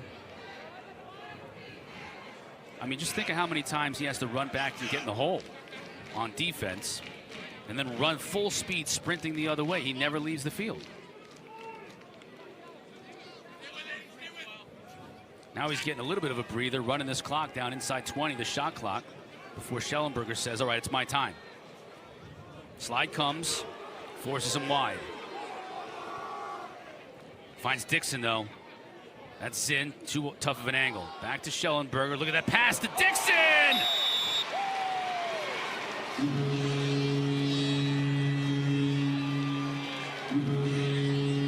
If you're a lacrosse player, a young offensive player, you want to really learn how to play the game, never stop moving. This is a backbreaker. 4 seconds left on the shot clock. Look at Xander Dixon here. Gets rid of the ball and never stops moving. Look at the back cut there. Sees the defense eyeing up top. Back door. See ya later. Not even a smell you later. I thought I was going to get a smell you later. No, the smell you is when it's a dodge one-on-one. The see is when you backdoor or you cut without the ball. With the ball, it's a smell you. All right. Duly noted. But that's just masterful off-ball offense, right? You pass and cut. But he hesitation before he cut, right? So they thought they were good. Like he passed, took a couple beats, and then backdoor. 10 points for Connor Schellenberger today. And we still have 8+ minutes remaining in this game. McDermott, desperation time now for Georgetown.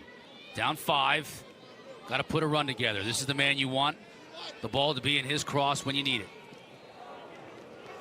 Trying to get a pass inside, couldn't.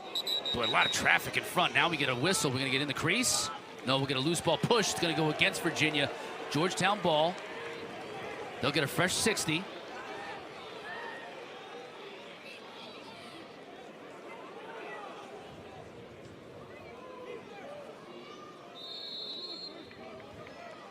Hans Wittelsberger, Mark McGinnis, Scott McCall, our officials today. It's been a relatively clean game. Couple of controversial calls here in the second half.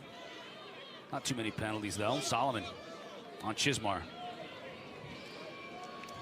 Tries to feed it in, dangerously in front of the crease. Sawstead gives chase to Matsui.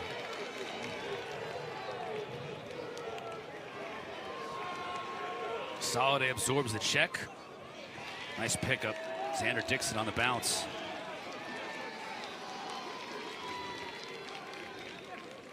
And again, Dixon will be more than happy.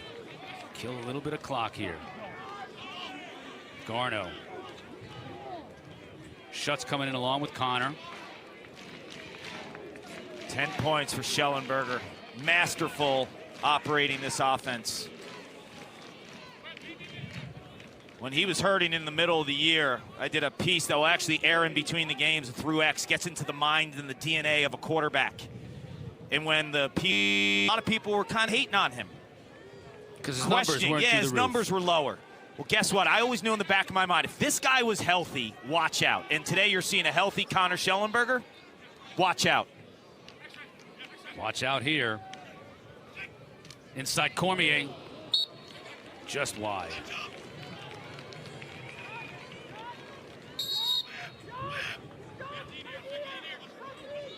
Didn't reset the shot clock, so now we're down to 10.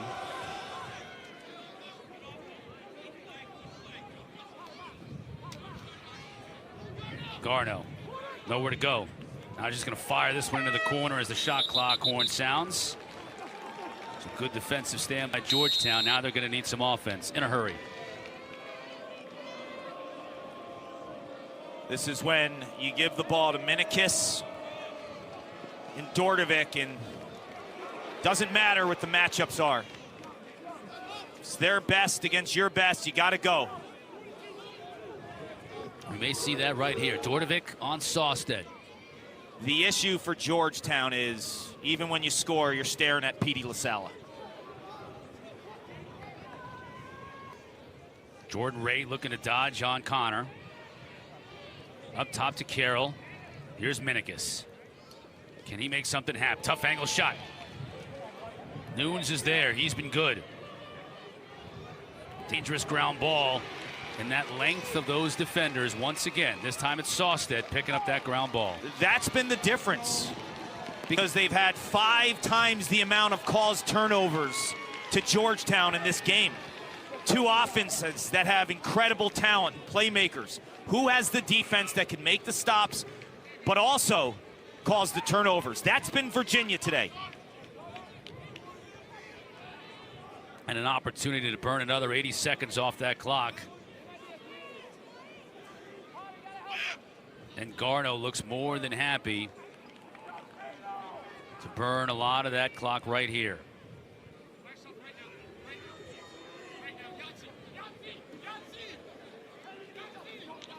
See Lars now trotting down the sideline, barking instruction to his team with 30 seconds to shoot. Garno comes upfield. Nothing there, going now up top to Schutz. McConvey says keep it on this side. Look at the leadership, the experience of this offensive system and the players between the coordinator, Sean Kerwin, and their playmakers like Xander Dixon. Everyone is speaking the same language. Nothing doing for Dixon there as he couldn't beat Hinks near post. Another shot clock violation, not the worst thing in the world for Virginia at this point. Look out. Now loose ball in the middle of the field. Hinks tracks down. That was a heck of a play by Mitch Whalen, right? In the middle of the field, 43 in white, and then the BTB pass. Have a day, Whalen. Looked like Soliday wasn't sure whether he was going to be onside, so he had to let the ball go. Now flags fly everywhere.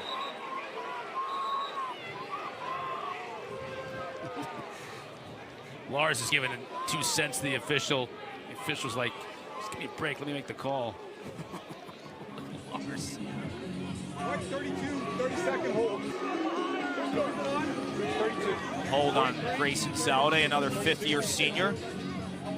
One of the better cover short stick defensive middies in the country. So last time when Virginia was man down, they forced Georgetown's passer to be a shooter. It worked. They forced C.J. Haley to set his feet and let it rip. He only has 1 goal on the season. He's a tremendous passer. Now he's at X, and Tucker's up top. That pass goes awry. Tracked down by Minikis.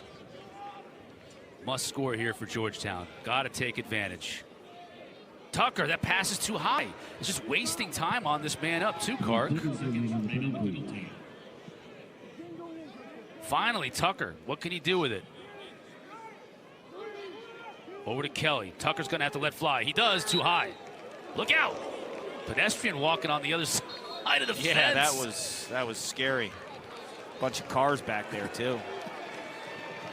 One might be without a window. On that shot. Tucker really wished he could have gotten it on cage, though. Couldn't do so. Back to full strength. Virginia up 5 with 3 minutes to go until they move on to championship.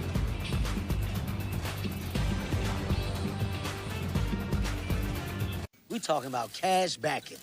Not a game. Not a game. We talking about cash back. We talking about cash backing. We're not talking about practice? No. We talking about cash backing. We talking about cash back. We talking about cash back. Not a game. We've been talking about practice for too long. Word. No practice. We talking about cash backing. We talking about cash back. I mean, we not talking about a game. Cash back like a pro with Chase Freedom Unlimited. How do you cash back? Chase, make more of what's yours. Meet Mainline Health neurointerventionalist Dr. Preeti Ramchan. Stroke can occur at any age. Most strokes are caused by a blood clot in the brain. Strokes can also be due to bleeding in the brain caused by an aneurysm or other associated condition. Be fast to spot the signs of stroke. If you or someone you love experiences symptoms of stroke, call 911. All 4 Mainline Health hospitals offer emergent stroke care, with both Bryn Mawr and Paoli hospitals having state-of-the-art neurointervention labs that offer the highest level of stroke care available. Before it's the movement on your wrist, it's designed collaboratively at our Venice Beach headquarters. Powered by purpose and precision. And crafted expertly for every adventure. Now all that's left is to be tested by you. So what are you waiting for? Join the movement. Angie's List is now Angie, and it's easier than ever to get your projects done right. With Angie, you can connect with top pros and see ratings and reviews. And when you book and pay through Angie, you're covered.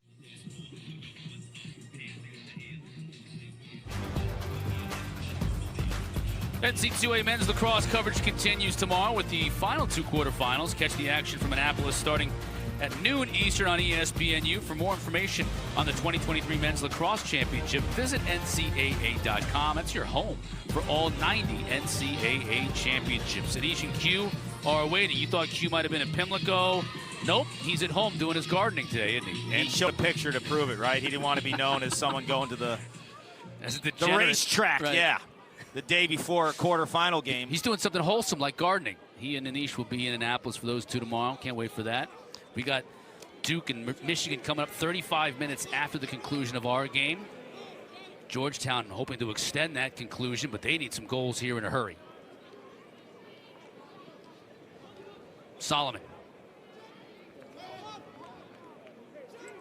Skip pass to the far side. Shot by Bundy. It's not close.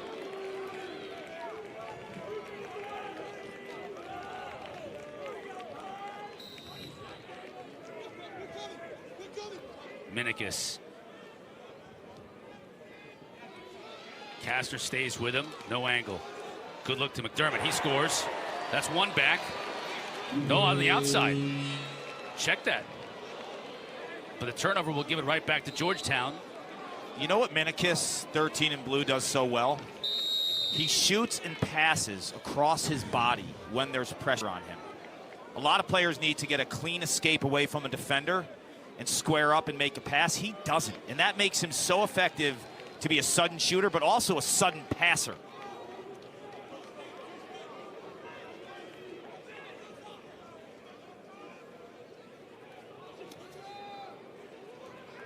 Quick passing by Georgetown, finding the open man. Can't put it on target. Bundy again. And if Bundy gets that ball right near his stick, he just catches and shoots. But McDermott throws it across his body. It's the extra time to get set up that just puts him in a poor predicament. Opportunities for Georgetown here. They just can't find the target. Again, wide.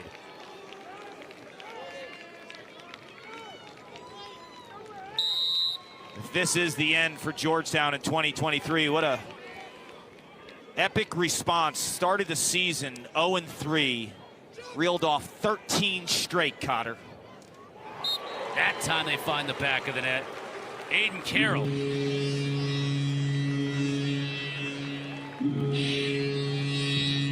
I like Aiden Carroll. He's from the same high school as teammate Will Bowen.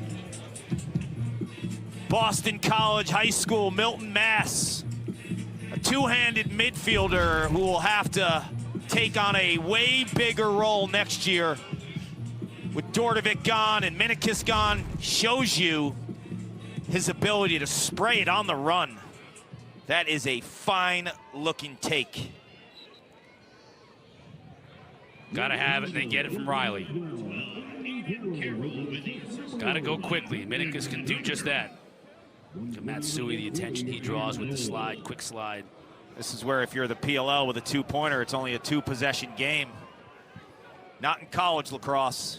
Only count as one. Under a minute.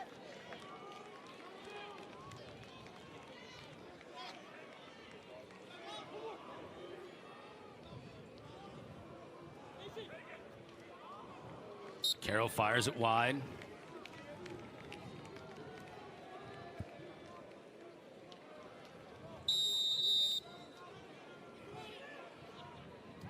Dordovic. One-hander. That's not going to get it done right now. Battle for the ball as it crosses the end line. Stays with Georgetown, 35 seconds. Shows you his strength. Tuorton finalist. 6th year. Grad transfer from Syracuse. He comes out, and what a career for Tucker Dordovic. Bundy shoots high. Stays with Georgetown. Dordovic's one of those players who shows you the growth of the game, right? That Portland, Oregon area, the talent that it's produced right in the college game right now. Sam Hanley from Penn, Ajax Zapatello from Maryland, Ross Scott from Rutgers, Alex Slusher from Princeton. Yeah. I mean, did you think about the emergence of the game and what it's done out west? Solomon. Close, but nothing doing on Nunes.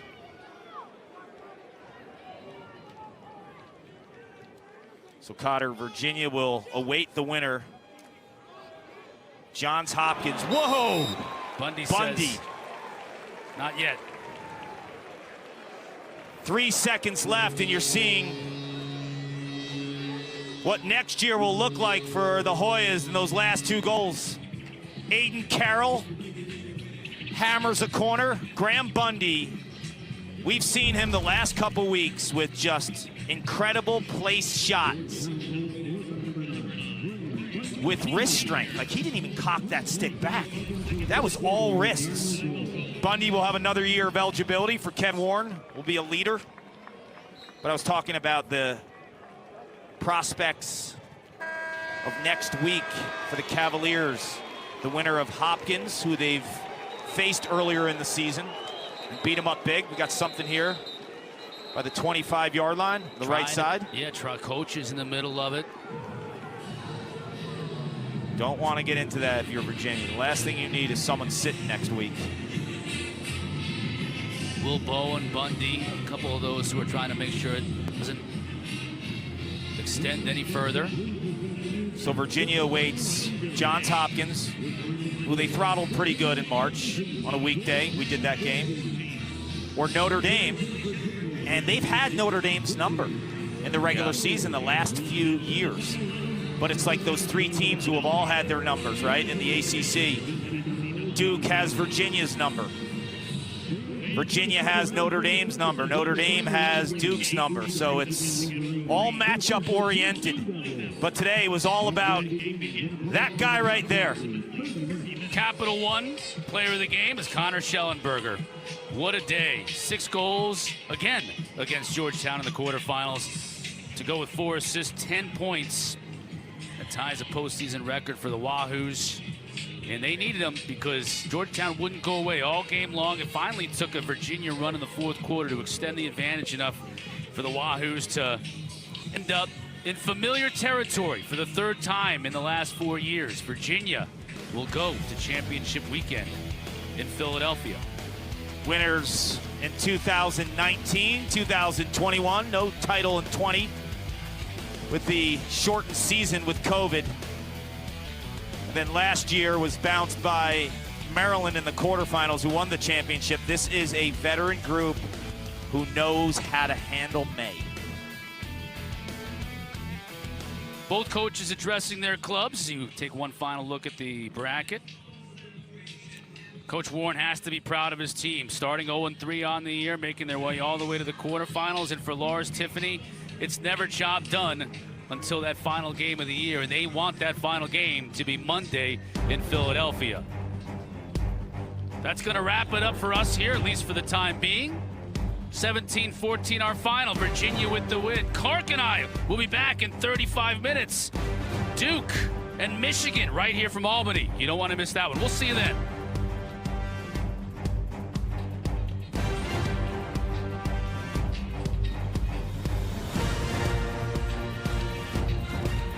Wow, your rental, it's got a great light. Always like, me mum loves scones. Wait, is that supposed to be me? No, hey. No, it's Dan. Me mum does love scones. Spot on, mate. You would be like, Geico could help you save on your renter's insurance. It's so easy. That was amazing. Yeah. Well, you found a great location. It's just down the street from me mum's. It's a bit of a drive for me. I'm going to get here to help you and stuff, but... Geico makes it easy to save on renter's insurance. My mom says I grow out of my clothes too fast, so she signed up for Stitch Fix. It's someone who does the shopping for us, which Mom says is a relief because I'm a handful in the dressing room. It's so easy. We tell them what I like, my sizes, and the budget. Then I get a big box full of cool stuff just for me. We keep what works and send back the rest. Mom likes that there are items starting at $10 and that there's no subscription required. I like that it's just my style. Stitch Fix. I've always been prone to hair thinning. I'm genetically predisposed. I just gave birth. I was under a lot of stress. I was getting older. I started taking Nutrafol. It's natural. And it's clinically effective.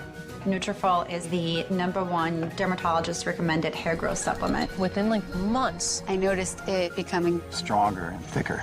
Nutrafol has taken me back to the hair I was meant to have. I am back to me. Start your hair growth journey at Nutrafol.com. Your best defense against erosion and cavities is strong enamel. Nothing beats it.